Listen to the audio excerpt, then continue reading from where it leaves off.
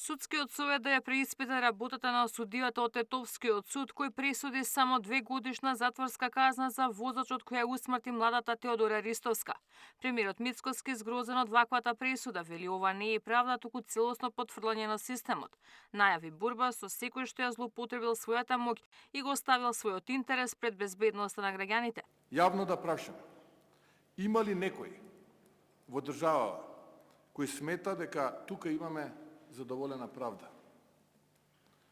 Јас не само што не сметам дека правдата е задоволена, но и како председател на владата, како човек и родител на 2 деца, сум силно разочаран.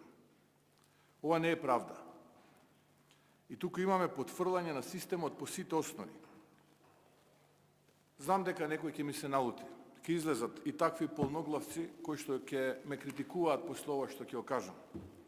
Но јавно барам од Судскиот совет да се преразгледа работењето на овој судија и уште еднаш да се анализира оваа пресуда.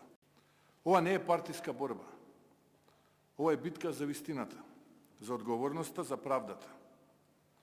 Затоа што ова е борба меѓу луѓе и нелуѓе. Македонија страда од епидемија на корупција, затоа борбата за владењето на правото не е само административен проблем, туку национална итност, порача вице-премиерот за добро владење Фетај на првата конститутивна седница на владиното меѓуресорско тело за справување со корупција. Кочани, Тетова, Бесатранс, Дурмотурс, трагедиите што ги спомна и премиерот не имаат погодено како трагедии една по друга, а сите имаат заеднички именител – корупцијата.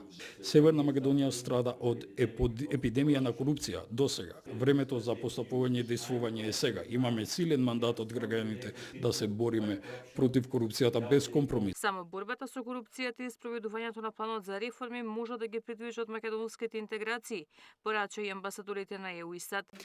Актерите морат да престанат да се мешаат во работењето на судовите и на правосудните органи и да тоа не се прави во политички цели. За јакнување на правосудните органи бараат реформи, активности и пред се и најважно политичка волја.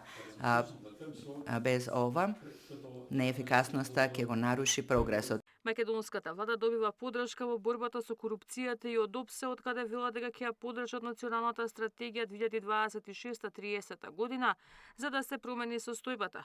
Европската унија исто така очекува Македонија да воспостави правосуден систем кој нема да подлежи на никакви влијанија, најмногу политички. Ивана Соколовиќ, Најдова, Сител телевизија.